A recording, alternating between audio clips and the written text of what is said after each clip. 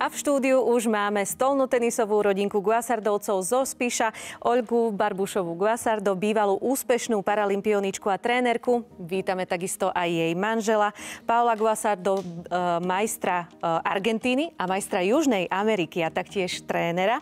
No a ich úspešné céry Lilianu a Barborku. A v štúdiu máme aj najmladšieho člena rodiny, Martina, ale o ňom potom trošku neskôr. Takže vítajte všetci, sme radi, že ste prišli. Ďakujeme pekne. No a ja musím povedať, že je to už 6 rokov, čo ste boli u nás v štúdiu. Pomôžem si, bolo to konkrétne 21. mája 2019. Vtedy v podstate sme rozoberali prvé veľké úspechy Lily. Za tých 6 rokov ale začala zbierať prvé úspechy aj Barborka, ktorá sa teda včera stala majsterkou Slovenska v kategórii mladšie žiačky. A už aj spomínaný Martinko začína chodiť na tréningy, čiže vyslovene stolnotenisová rodinka. Tak aký je to život? Vy ste obidvaja aj tréneri, vychovávate teda nielen deti, ale aj úspešných športovcov. Čo je na tom najťažšie? No, v podstate okrem toho, že si musíme plniť aj tie bežné povinnosti, ktoré má každá rodinka, tak máme naviac aj ten stolný tenis.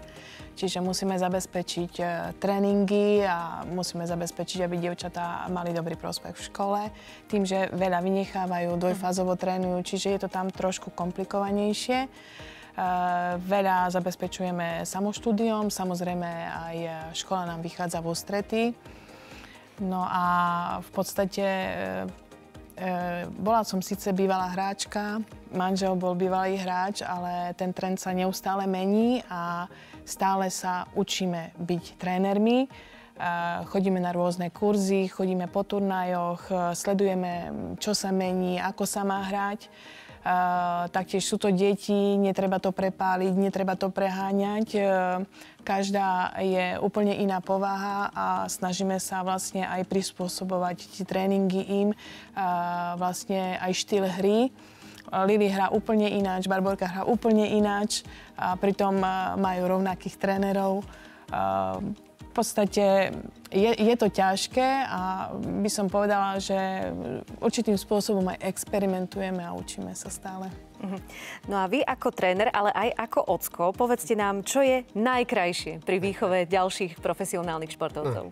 Ja vidím taká strana hlavne sociálne, že poznajú v rámci boji okresné, či krajské aj na Slovensku a už dá sa povedať skoro či na celý svet, či Amerika, Európa, všade, že majú veľa kamarátov. No. To je podľa mňa najkrajšie. No a aké najväčšie úspechy majú dievčatá za sebou? No, v podstate Lilianka je niekoľkonásobná majsterka Slovenska, takisto už aj Barborka.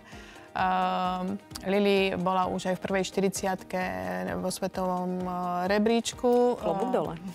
V podstate Lili mala tú smolu, že trošku sme tam mali nezhody s reprezentačným trénerom, čiže Lili začala neskôr, začala vlastne už posledný rok v starších žiačkách, čiže nemala ten čas až tak oťukať, ale napriek tomu prišiel nový reprezentačný tréner, ten si ju zobral do týmu a ju veľmi krásne potiahol vlastne z posledných miest, ja neviem, koľko tam je, cez 600 hráčok sa potiahla za jeden rok až po tú 40-ku. A vlastne ukončila si tú svoju kategóriu starších žiačok, prešla medzi dorastenky, kde sú až o 4 roky starší dievčata, teda o 3 roky starší dievčata. Čiže teraz to má momentálne ťažké. A ešte do toho tá smola, že vlastne má problém so zápestím, čiže momentálne musí hlavne rehabilitáciu riešiť. A Barborka, tá mala to šťastie, že zase poučili sme sa na Lilianke, začala skôr a momentálne je 6. vo svetovom rebríčku a je 3. v európskom rebríčku. Vo svojej kategórii. Klobúk dole, vyslovene klobúk dole, dievčatá. Teraz sa cítim taká malička pri vás. No ale ešte taká záľudná otázka na vás, rodičia. Koho rešpektujú možno viac? Ocka alebo mamku, čo sa týka tréningu? Dievčatá, ale asi... Asi to je otázka na dievčatá skôr. No. Koho? Určite mamu. A prečo? No, taká Je viac prísnejšia taká ruka, by som prísnejšia. povedala. No, to sú údel nás mamiek. Je to ťažké, pretože funguje to tak aj na tréningu. Poznáte, keď už prídu do určitého veku, tam keď človek neskričí, tak to absolútne neurobia. To, ako čo sa rozprávame aj rodičia medzi sebou, že to takto funguje. Že ale to funguje aj na tréningu takto. Áno. Keďže sme aj rodičia, aj tréneri, tak je to také špecifické, hej. Lili, ty ale momentálne študuješ aj na športovom gymnáziu až v Nitre. Ako teda zvládáš aj to učenie, aj tie dvojfázové tréningy? Ešte sa ti chce do toho stolného tenisu? No, viete čo, úprimne áno, baví ma tento šport a myslím si, že keby ma vlastne nebaví, že keby nemám taký ako keby vzťah k tomu športu, tak by som sa ani na túto cestu nedala. No a vlastne tým, že ja som na tom športovom gymnáziu, no tak rozvrh máme prispôsobený nášmu športu. Že napríklad každý deň, okrem pondelka a piatku, máme prvé 2 hodiny rozvrhu vyslovene venované iba tréningu. Čiže vlastne tam trénujeme od 8 do okolo 9:15, 9:30 a potom škola sa začína od 9:45, tu máme vlastne do... No, záleží niekedy 14:30, niekedy do 3:00 a potom vlastne od 3:00 do 17:00 máme ďalší tréning. A vlastne je to tam aj všetko super tým, že vlastne máme fyzioterapeutov, máme aj regeneráciu a takto. A je to vlastne všetko prispôsobené k tomu športu, ale určite je to náročné, veď keď prídem večer z tréningu, ľahnem si do postielu, sa mi nechce absolútne nič robiť a ešte učiť sa musím, je to zabijak, určite. Tak to verím. Chcela som sa ale opýtať, že čo najbližšie ťa čaká, ale mamka už spomenula, čo si so zápestím. No áno, tak najbližšie by som mohla povedať, že ma čakajú tie rehabilitácie, áno, ale tak cieľom určite je sa dostať naspäť na tú cestu, ktorú som mala rozbehnutú a dostať sa aj naspäť do svetového rebríčka na vyššie miesto aj v Slovenskom. A takisto aj Barborka sa venuje presne tomuto športu. Si 6-tačka na základnej škole, ale máš aj teda tie dvojfázové tréningy. Rovnaká otázka. Stále ťa baví ten stolný tenis, alebo by si možno chcela vyskúšať niečo iné, alebo možno nič? Akože sa vám priznám, že ten stolný tenis ma strašne baví. A teraz by som ani náhodou neprešla na iný šport po tom všetkom. A tiež mám z toho také zážitky, úplne ma to baví, fakt. No, to je skvelé. A aké sú možno vaše športové a nešportové sny, ešte dievčatá? Tak ak by som mohla, tak môjim najväčším športovým snom je určite nominovať sa na olympiádu. Nezáleží v akom roku, proste chcela by som sa nominovať.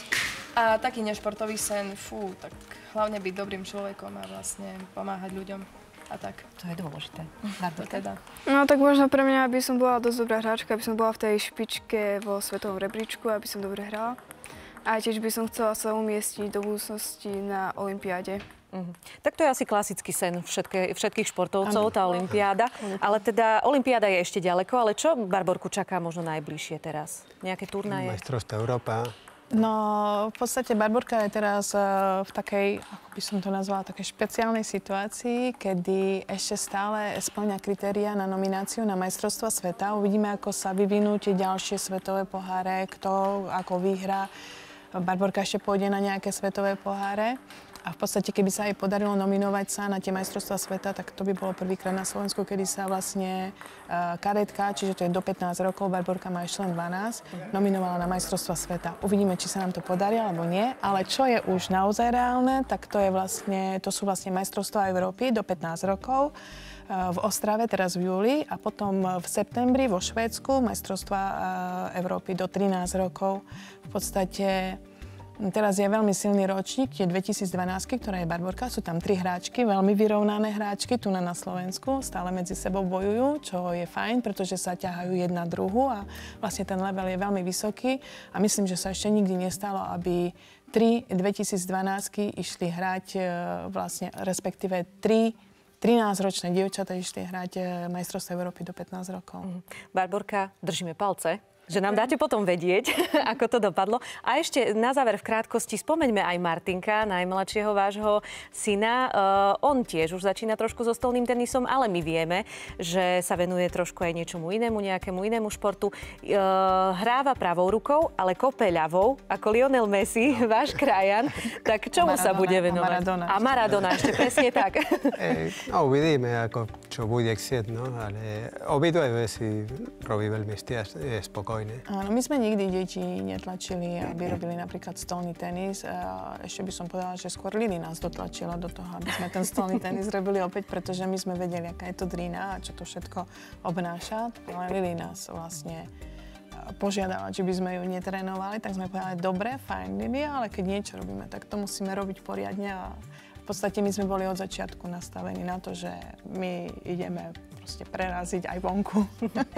Guasardovci, ďakujeme veľmi pekne, že ste tu boli. Samozrejme, držíme vám všetkým palce. Nech sa vám neustále darí. A dajte nám vedieť o ďalších úspechoch. Určite.